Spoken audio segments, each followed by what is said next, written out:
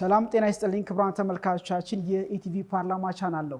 በስድስተኛው ዙር የተወካዮች ምክር ቤት 5ኛ ዓመት የሥራ ዘመን ላይ የፌዴሪ ፕሬዝዳንት ክቡር አምባሳደር ታዬ አጽቀሥላሴ የመንግስትን የ2018 በጀት ዓመት እቅድ በተመለከተ ለፌዴሬሽን ምክር ቤትና ለተወካዮች ምክር ቤት የጋራ መክፈቻ ስነ ስርዓት ላይ ማቅረባቸው ይታወሳል። ይህንንም ማዕከል በማድረግ የፌዴሪ ጠቅላይ ሚኒስትር ክቡር ዶክተር አብይ አህመድ በህዝብ ተወካዮች ምክር ቤት 5ኛ ዓመት የሥራ ዘመን ሁለተኛ መደበኛ ጉባኤ ላይ ከህዝብ ተወካዮች ምክር ቤት ለቀረበላቸው ጥያቄዎች ምላሽና ማብራሪያ ሰጥቷል።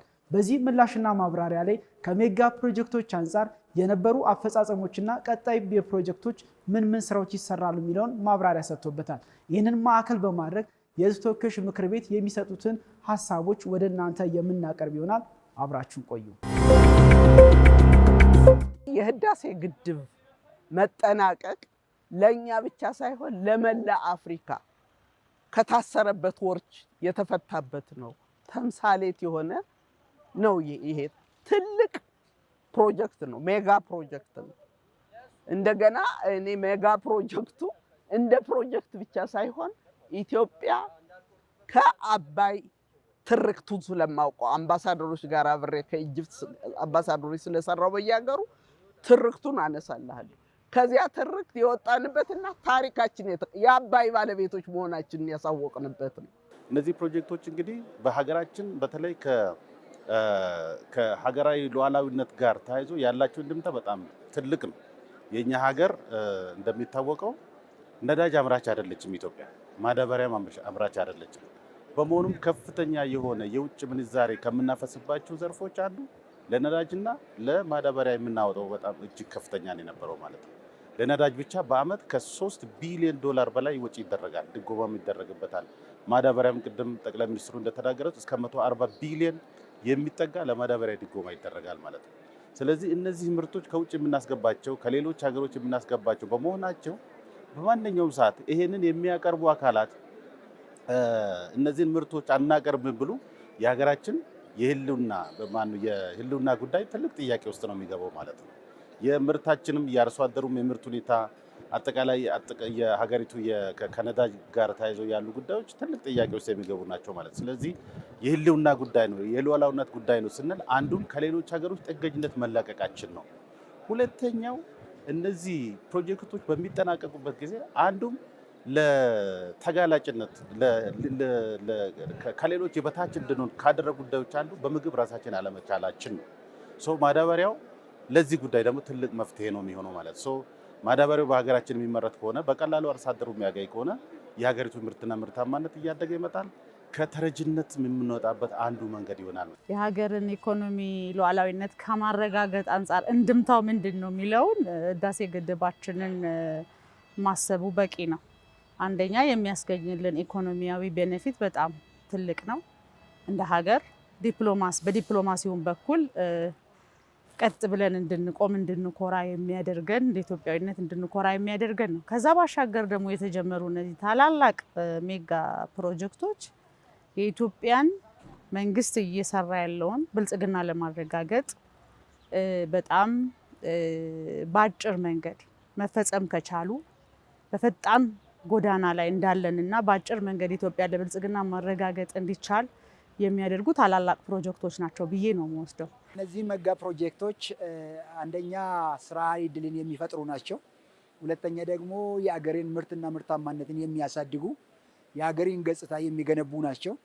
ይህ ብቻ ሳይሆን ደግሞ እንደ አገሬን የአብሮነት የሚያጸኑ የአገር ግንባታ መሰረቶች ናቸው። የትውልድ ግንባታ መሰረቶች ናቸው። ምክንያቱም አገር አለኝ፣ ልማት አለኝ፣ ይበለጽጋለሁ፣ አድጋለሁ ይላል።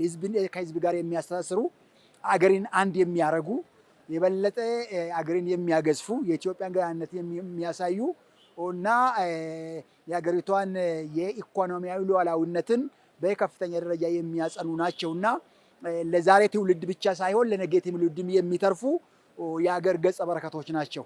ኢትዮጵያ እንግዲያውስ በለውጥ ጎዳና ናት ተብሎ ሲባል በጣም ብዙ መገለጫዎች አሏት። ምልክት አለ፣ ምዳሰስ የሚጨበጥ ነገር አለ ማለት ነው። አንዳንዱን እያስመረቀች ነው፣ እየጨረሰች ነው፣ ጨርሳ አስመርቃለችም።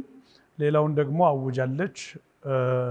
መሰረት ድንጋይ መጣል ብቻ ሳይሆን ወደ ስራ ተገብቷል ማለት ነው። ካለቁ ፕሮጀክቶችም በዋናነት የህዳሴ ግድብ ትልቁን ድርሻ የሚይዝ ዓለም የተደመመበት በአፍሪካም አፍሪካ ትልቁን የፕራውድነስ ወይም የኩራት መገለጫ ሆኖ እንችላለን መንፈስን ያሰረጸ ትልቅ ፕሮጀክት ነው። የህዳሴ ፕሮጀክት በራሱ ግድብ ብቻ አይደለም፣ ሉዓላዊነትም ነው፣ ኩራትም ነው፣ ብልጽግናም ነው፣ ኢኮኖሚም ነው፣ ማህበራዊ ትስስርም ነው፣ ዲፕሎማሲም ነው እና ህዳሴ ግድብን ስናይ በአንድ በኤሌክትሪክ ኃይል ማመንጫነት ብቻ እንደ ግድብ ማየት በጣም የተሳሳተ ድምዳሜ ጋር ያደርሳል ማለት ነው። ያም የሆነበትም ምክንያት ዓለም እየሰጠው ካለው ትኩረት ማየት ያስፈልጋል ማለት ነው። በርካታ የዲፕሎማሲ ስራዎችን የተሰራበትም አሁንም ለበርካታ ዲፕሎማሲ ስራዎች መሰረት የጣለም ጭምር ነው። ኢትዮጵያ ሰርታ እንደምትወጣ እንደምትችል ያሳየ ፕሮጀክት ነው። አንደምታቸው ዓለም ላይ በጣም ብዙ ናቸው መገለጫዎቹ። ሊያስ አንዱን ዓለም ላይ ያሉ አንተባበር ያሉ ሀገራት እንዲተባበሩ ያደርጋቸዋል። ዓለም ላይ በጣም በብዙ ነገሮች የናቁ ሀገራት እንዲያከብሩ ያደርጋል። ኢትዮጵያውያን እንደ ዜጋ፣ ኢትዮጵያውያን እንደ ሰው በልማና የታወቀበት ሰርተን እንደማንችል እንደማንወጣ እየተነገረበት ዘመን ታሪክ እየሆነ ይሄዳል ማለት ነው። ስለዚህ ኢትዮጵያውያንን በያሉበት ክብራቸውን ከፍ የሚያደርግ ቀንዳቸውን ከፍ የሚያደርግ ትልቅ አንደምታ ነው ያለው። ማህበራዊ አንደምታ፣ ሰውኛ አንደምታ፣ ኢኮኖሚያዊ አንደምታ አለው ማለት ነው። ፖለቲካል አንደምታም አለው ማለት ነው። ከዚህ ባለፈ የተጠናቀቁትም ሆነ የተጀመሩት ሀገራዊ ሜጋ ፕሮጀክቶች የሀገርን የምጣኔ ሀብት ሉዓላዊነት ከማረጋገጥ ባለፈ ኢትዮጵያ ለሌሎች ሀገራት ተምሳሌት እንድትሆን የሚያስችሉ የይቻላል መንፈስን የሚያጋቡ እንደሆነና ሀገራችንም በምትገኝበት ቀጠና አህጉርና ዓለም አቀፍ መድረኮች ላይ አዎንታዊ ጫናን በመፍጠር የመደመጥ ደረጃዋን ከማረጋገጥና ከፍ ከማድረግ አንጻር ፋይዳቸው በቀላል የሚታይ እንዳልሆነ ገልጸዋል። የኢትዮጵያ የሜጋ ፕሮጀክቶች አፈጻጸም አንድ የስራ ባህልን እየቀየረ ነው። ሁለተኛ ደግሞ ሀብቶቻችንን በሚገባ አውቀ ነው እንድንጠቀምባቸው እያደረገ ነው። ይሄ ነገር ደግሞ ለኢትዮጵያ ብቻ ሳይሆን ለቀጠናም ይተርፋል። ምክንያቱም ኢትዮጵያ ትችላለች፣ እኛም እንችላለን የሚል መንፈስ ያሳድራል። ተባብሮ ህዝብ ተባብሮ የሚሰራ ከሆነ ምን አይነት ታሪክ መስራት እንደሚችልም ስለሚያሳይ ሁሉም ደግሞ የኢትዮጵያን የማስፈጸም አቅም አውቆ ከአገሪቷ ጋር ለመስራት ያለው ጉርብትናም እንዲጠናከር ያደርጋል። የሰላም መስራትም ናቸው። ተባብሮ ለማደግም ያግዛል። ተደማጭነት በነገራችን ላይ በኢኮኖሚ ይወሰናል። የአንድ ሀገር ተደማጭነት ባለ ኢኮኖሚ ልክ በታሪክ ብቻም ሳይሆን ያው ታሪክ አንድ ነገር ሆኖ ኢኮኖሚ ከፍ ያለ ኢኮኖሚ ያላቸው ሀገሮች በዓለም ዲፕሎማሲ መድረክ ላይ ትልቅ ተደማጭነት አላቸው። ለምሳሌ አሜሪካን ብንወስድ የዓለማችን ፈላጭ ቆራጭ የሆነችው በሚሊተሪ ፓወር ብቻም አይደለም በኢኮኖሚክ ፓወሯ ጭምር። ስለዚህ እነዚህ ፕሮጀክቶች አንደኛ የሀገራችንን የተደማጭነት አቅሟን ይጨምራል ማለት ነው። የሚለምን ሰው አንድ ጠረጴዛ ላይ ቢቀመጥ እንኳ አዳማጭ አይኖረው፣ ሀሳቡን ለመናገርም ኮንፊደንስ አይኖረው። ስለዚህ ኢትዮጵያ ኢኮኖሚካሊ በበለጸገች ቁጥርና ዓለም ኢንተረስት እንዲኖረው ያላትን አቅም ያላትን ነገር አውጥታ ማሳየት ከቻለች ዓለም ኢንተረስት የሚያድርበት ከሆነና ፍላጎት ካለ በሌላ መልኩ ደግሞ ከተረጂነት ለመውጣት እየሰራች ያለቻቸው ስራዎች ካሉ በአንድም ሆነ በሌላ መልኩ በዲፕሎማሲ በሚደረጉ ኤኒ ጠረጴዛዎች ላይ ቁጭ ብላ የመናገር ኮንፊደንሷ ይጨምራል፣ የመደመጥ ብቃቷም ይጨምራል። ከአባይ ባነሳ በጣም ጥሩ የሆነ ፋክት ነው ብዬ አስባለሁ። አባይን በምንጀምርበት ጊዜና በምንጨርስበት መካከል በጣም ብዙ ውጣ ውረዶች የነበረው ለኢትዮጵያ ብር ማበደር ትክክል አይደለም፣ ለዚህ ፕሮጀክት ብር ማለት ማበደር የለበትም ተብሎ ዓለም አቀፍ ተቋማት ብድር ከልክለው ነበር። ያ ምንድን ነው ማለት ነው? ተደማጭነት ላይ የተፈጠረ ችግር ነው ማለት ነው። ማለት አንድን አካል ብር ለመበደር ለዛም የሆነ ነገር ልትበደር ተደማጭ መሆን መቻል አለብህ። እንደምትመልስ መታመን መቻል አለብህ። እንግዲያውስ ሌሎቹም የጎረቤት ሀገራት ብር ለኢትዮጵያ ብድር እንዳይሰጥ ሲንቀሳቀሱ ሌላውም ዓለም የተቀበለበት ሌሎችም ደግሞ ብድር እንዳይፈቀድ የሚዞሩ አካላትም ተደማጭነትን ለማሳጣት የተንቀሳቀሱበት አንዱ ትልቅ መገለጫ ነው ማለት ነው። ይሄንኑ ነው ኢትዮጵያውያን በራሳችን አቅም በራሳችን ኢኮኖሚያዊ ትስስር እያንዳንዱ ሰው ካለው ቀንሶ አስተዋጽኦ አበርክቶ ይህንን ትልቅ አይቻልነትን መንፈስ የሰበረው የተደማጭነትን ሁኔታ በጣም እጅጉን ከፍ ያደረገ እንደሆነ ማየት ይቻላል ማለት ነው። እንግዲያውስ ዓለም አቀፍ ትላልቅ ሚዲያዎች የህዳሴን ግድብ ምረቃን ዘግበዋል። በአፍሪካ አይቻልነትን መንፈስ የሰበረ መሆኑን ለዓለም ሀገራትና ለዓለም ህዝብ በሙሉ አውጀዋል። ተደማጭነታችንን እንዴት ከፍ እንዳደረገ ማየት ይቻላል ማለት ነው። ጎረቤት ሀገራትም ላይ ጫጫታው እንደ ትላንቱ አይደለም። አባይ ግድብ ላይ ወይም ህዳሴ ግድብ ላይ ያለው ጫጫታ እንደ ትላንቱ ጨዋታ የለም፣ እንደ ትላንቱ ጫጫታ የለም። ስለዚህ ተደማጭነት ላይ የሆነ ነገርን አስተካክሏል ማለት ነው፣ አርሟል ማለት ነው። ሌላ እንደዚህ የመዳበሪያ ፋብሪካ፣ የወርቅ ፋብሪካዎች፣ እነዚህ አይረን ኦር ላይ ብረታ ብረት ፋብሪካዎች፣ የነዳጅ ኢሾች ጋር መጣሪያ እና ሌሎችም ኢሾች ጋር ያሉ ፕሮጀክቶች ጀምረን መፈጸም በዓለም ላይ ተደማጭነትን ከፍ እንደሚያደርግ ምንም አይነት ጥርጣሬ ሊገባን የሚገባ አይደለም። እጅግ በጣም ነው ከፍ የሚያደርገው። ዓለም ላይ ያሉት ተደማጭ የሚባሉ ሀገራትም ተደማጭነታቸው ምስጢር እዛው ጋር ነው። ስለዚህ ዓለም ላይ ያሉት ትላልቅ ሀገራት የሚባሉ ዓለምን በኢኮኖሚ ዓለምን በቴክኖሎጂ ዓለምን በጦር ኃይል በመከላከያ አቅም ገነቡ የሚባሉ ሀገራትም ተደማጭነታቸው ምስጢር ባላቸው በውስጥ አቅም ነው። ስለዚህ በውስጥ አቅም ላይ ትልቅ አቅም እየተፈጠረ ስለሆነ ተደማጭነትን በዓለም ላይ እንደ አህጉርም በአህጉር ደረጃ እንደ ጎረቤትም በጎረቤት ሀገራት መካከል በጣም ትልቅ የሆነ ተደማጭነትን እንደሚፈጥር በደንብ ማንሳት ይቻላል ማለት ነው። እነዚህ ፕሮጀክቶች አሁን ህዳሴ ግድብ ማለት ራሱ አንድ ፕሮጀክት ብቻ አይደለም። ይዟቸው የሚመጣ ህውይ የሆኑ ሌሎች ፕሮጀክቶች አሉ። ከጎረቤቶች ባለው ግንኙነት ከሌሎችም ባለው በጣም ትልቅ ነው። ሌሎችም ፕሮጀክቶች ብንወስድ አሁን ሶማሌ ለምሳሌ በቅርብ የተካሄደው የጋዙ የማዳበሪያው ታምር ናቸው እኮ እነዚህ። ፖለቲካ አይደሉም እኮ እነዚህ። አሁን ሌላው አቴንሽን ዳይቨርሽን ምናምን ይላል። እነዚህ በጣም ትልቅ ፕሮጀክቶች ናቸው። በራስ አቅም መስራትን አስተምረውናል። በራስ አቅም መፈጸምን አስተምረውናል። በራስ አቅም ለራስ መስራት መቻሉን ተምረንባቸዋል። እኔ ይሄ የኢትዮጵያ ብቻ አይመስለኝም። አፍሪካውያን በኒዮ ኮሎኒያሊዝም ማይንድ ስቲል የተያዙ ናቸው። አብዛኛው ሀገሮች ከኢትዮጵያ ይማራሉ ብዬ ነው የማስበው። ሀገር እያከናወነቻቸው ያሉ ሜጋ ፕሮጀክቶች የስኬት ጉዞ ሂደት በድል ብስራት እንዲታጀብ ለማድረግ ሀገራዊ ለውጡን መሰረት አድርጎ የተሰየመው የሕዝብ ተወካዮች ምክር ቤት ህገ መንግስታዊ ኃላፊነቱን ከመወጣት አንጻር የነበረው አስተዋጽኦ ምን እንደነበረም በምክር ቤቱ አባላት ተነስቷል። በነበረው የትኛውም የእድገት ሚና ላይ የክቡር ጠቅላይ ሚኒስትራችን ሚና ዋነኛው ሆኖ ሳለ ሌሎች ፈጻሚ አካላት እንዳሉት ሁሉ የፓርላማው ሚናም እዛን ያክል በጣም የገዘፈ ነው። ስለዚህ ዞሮ ለራስ ሲባል የተደረገ ሀገር ስትኖር ስለሆነ የሚኖረው ሀገር ስትኖር ስለሆነ ልጆችንም ለቁም ነገር ማብቃት ለትውልድ መስራት የሚቻለው እና ለማንም ሲባል ሳይሆን ለሀገር ሲባል የተሰራ ነው። በዚህ ልክ መቀጠል አለበት ብዬ ወስዳለሁ።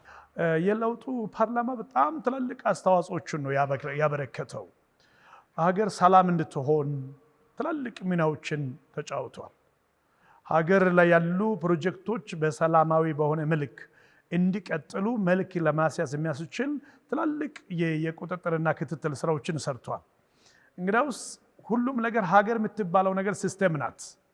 ሀገር የሚባለው ነገር የሚተሳሰር የሚጋመድ ሊያያይዘው የሚችል ነገር ሊኖረው የሚገባ ነው።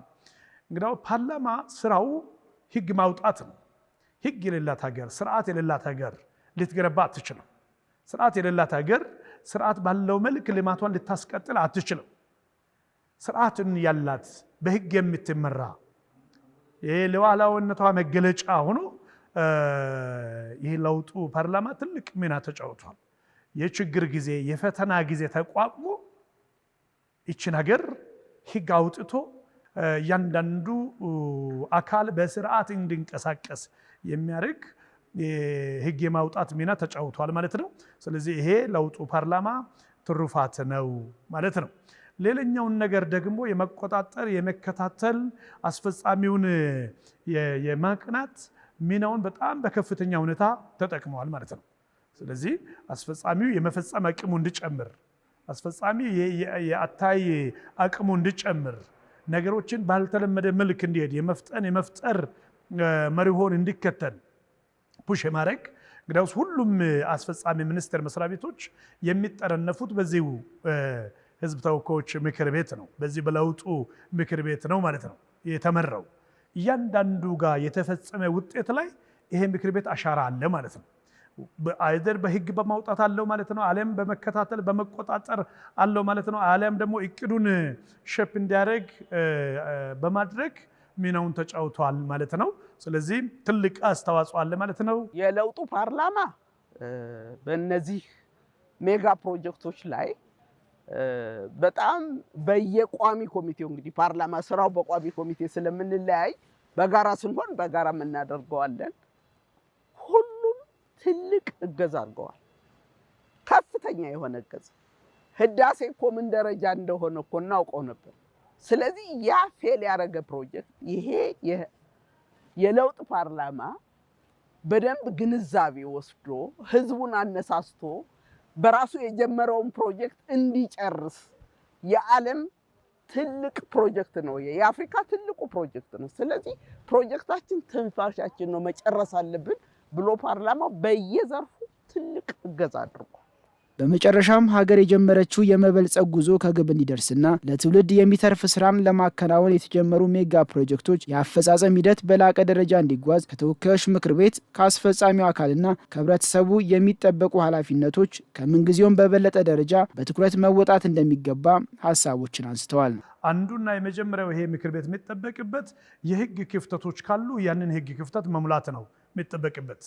የህግ ክፍተት ካለው የሚሻሻል ነገር ካለ አሻሽሎ፣ አዳዲስ የሚወጡ ህጎች ካሉ ህጎችን አውጥቶ ነገሮች በህግ ፍሬም ውስጥ ሀገርን በሚመጥን መልክ እንዲሄዱ ማድረግ ነው። ሁለተኛው የወጡ ህጎች ተግባራዊ የሆኑ ነው ወይ? የተፈረሙ ውሎች ተግባራዊ የሆኑ ነው ወይ? በተበጀተ ባጀት በተመደበው ጊዜ ውስጥ በሚጠበቀው ጥራት ልክ ያንን ጠብቆ እንዲሄድ የመከታተልና የመቆጣጠር ሚናው መጫወት አለበት ማለት ነው ምክር ቤቱ። ስለዚህ እነዚህ ሁለቱን ነገሮችን በጣም በጥብቅ ዲስፕሊን የምክር ቤት ማስኬድ ይጠበቅበታል። ከህዝቡ ሁለት ነገር ይጠበቃል ብዬ አስባለሁ። አንደኛው የፖለቲካ ጨዋታዎች ሁሉ ያልፋል፣ ህዝብና ልማት ግን ይቀጥላል። ይህን የፖለቲካ ሲስተም ሲያልፍ መንገድ አልፍም፣ ትምህርት ቤት አልፍም፣ የጤና ተቋማት አልፉም፣ የከተማ ውበት አልፍም። መንግስት ሲቀያየር፣ ፖለቲካ ሲቀያየር እነዚህ ልማቶች ከህዝብ ጋር ይቀጥላሉ። ስለዚህ ህዝቡ ፎከስ ማድረግ ያለበት በወሬዎች ላይ ሳይሆን በልማት ላይ ነው የሚል በጣም ትልቅ ነገር አለ። ህዝቡ በጣም ፎከስ ማድረግ ያለበት ሀገርን ከድህነት ሊያወጣ ከተረጅነት ሊያወጣ በሚችል ሀገርንና ዜጎቿን አንገት ቀና ሊያደርግ በሚችል ጉዳይ ላይ ጊዜው ማባከን አለበት ብዬ አስባለሁ። መነጋገር ምንም ችግር ስለሌለው በመነጋገር ያሉብንን ብዙ ችግሮች ቀርፈን ወደ ሰላም ከመጣንና የዓላማ አንድነት፣ የዓላማ ጽናት፣ ቁርጠኝነት ካለ ማንም የማይበግራት የቀድሞዋ ታላቋን ኢትዮጵያን ለመመለስ ጎዳናውን ይዘናልና ማሳካት የሚከለክለን ምንም ነገር የለም። ያ ሆነ ማለት ቅድም ያነሳሃቸው ፕሮጀክቶች እንዲፈጸሙ የጋራ አስተሳሰብ፣ የጋራ አንድነት፣ የጋራ ቁርጠኝነት ይፈጽማቸዋል ማለት ነው ባጭሩ። የምክር ቤት አስተዋጽኦ ያው እጅግ ከፍተኛ ነው። የህገ መንግስታችን ላይ ምክር ቤት ከተሰጡት ኃላፊነትና ተግባራት አንዱ አስፈጻሚ አካላትን መቆጣጠርና መከታተል ነው። ስለዚህ እነዚህን ፕሮጀክቶች የሚሰሩት ምክር ቤቶች አይደሉም፣ አስፈጻሚ ናቸው የሚሰሩት። እነዚህ ፕሮጀክቶች ደግሞ በህዝብ ሀብት የሚሰሩ ናቸው። ከህዝብ ሀብት ውጭ ሲሆን ደግሞ በብድር በሀገር ስም ተበድረን የምናመጣቸው ፋይናንሶች የሚሰሩ ናቸው እና ስለዚህ ይህንን አስፈጻሚውን እነዚህን ፕሮጀክቶች በሚሰራበት ጊዜ በተቀመጠለት የጊዜ ገደብ በተቀመጠለት የወጪ መጠን ሰርቶ ለህዝቡ ተገቢውን አገልግሎት እንዲሰጥ ከማስቻል አኳያ በየጊዜው የመከታተል የመቆጣጠር የመገምገም ትልቅ ኃላፊነት አለበት ማለት ነው። ስለዚህ ይህን ህገ መንግስታዊ ኃላፊነቱን መወጣት አለበት። ያን ካደረግ ደግሞ ውጤታማ የሆነ ስራ መስራት ይቻላል የሚል ሀሳብ ለማንሳት ነው። የነዚህ ትላልቅ ፕሮጀክቶች ጥቅም ለህዝቡ ነው፣ ለማንም አይደለም። ለህዝቡ ስለሆነ ህዝቡ አብሮ ሊቆም ይገባል ከመንግስት ጋር። እነዚህ ፕሮጀክቶች እንዲያልቁ በማንኛውም አስፈላጊ በሆነ ነገር ህዝቡ መቆም አለበት። አስፈጻሚውስ ዋና የፕሮጀክቶች አስፈጻሚው ነው። ያው በመንግስት መዋቅር ውስጥ ያለው አስፈጻሚው ለኔ ሳይሆን ለኛ ብሎ መቆም አለበት። በተለይ አስፈጻሚው ደጋግም የምለው በእነዚህ ፕሮጀክቶች ላይ አሁን የተማርናቸው ትምህርቶች አሉ። ለየት ባለ መንገድ ፕሮጀክቶች ሳናስባቸው እያለቁ ታምር እየተፈጠረ ነው ያለ። እነዚህን እንደ ትምህርት ወስዶ አስፈጻሚው እነዚህ ፕሮጀክቶች ዲዛይን እያደረገ ስትራቴጂ እያወጣ ክትትል እያደረገ ቶሎ የሚያልቁበትን መንገድ በተማረው መንገድ መጨረስ አለበት። ወደ ምክር ቤቱ ስመጣ የቁጥጥርና የክትትል ስራችን ዋና ፎከስ እነሱ ይሆናሉ። ቁጥጥር ክትትል ስራችን አስፈጻሚውንም ይበል ህዝቡንም ይበል እዚያው ራሱም እየሄድ ቁጥጥርና ክትትል ስራችንን እየሰራን እነዚህ ፕሮጀክቶች አልቀው ኢትዮጵያ እንደተባለው ዘሃይስት የብልጽግና ስቴጅ ደርሳ ለአፍሪካ አርአያ እንድትሆን እነዚህን ፕሮጀክቶች የመጨረስ ኃላፊነት የእያንዳንዱ የራሱን ኃላፊነት መወጣት አለበት። እንደ ምክር ቤት አባልኛም ኃላፊነታችን ማስት ነው መወጣት አለበት ብዬ ነው የማስበው። ሀገር በተለያየ መስኮች ላይ ጀምሮ የመጨረስ ግቧ እንዲሳካ በተለያዩ ፕሮጀክቶች ላይ ያስፈጸመች ያለቻቸው ግቦች እንዲቀጥሉ ሁሉም የድርሻውን ሊወጣ ይገባል መልእክታችን ነው። ስለተከታተላችሁን ከልብ እናመሰግናለን። ቸር ያገናኘን።